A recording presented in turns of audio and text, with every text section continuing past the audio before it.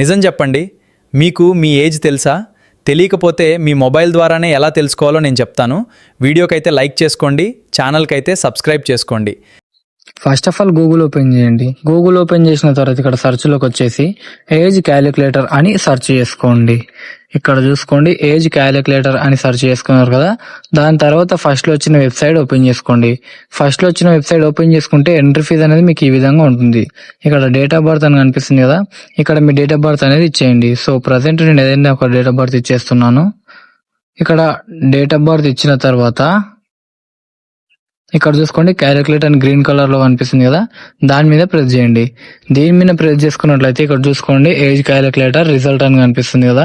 కింద మీ age, months, days and ఇక్కడ చూసుకున్నట్లయితే మీకు హవర్స్, వీక్స్, మినిట్స్, సెకండ్స్ కూడా కనిపిస్తున్నాయి.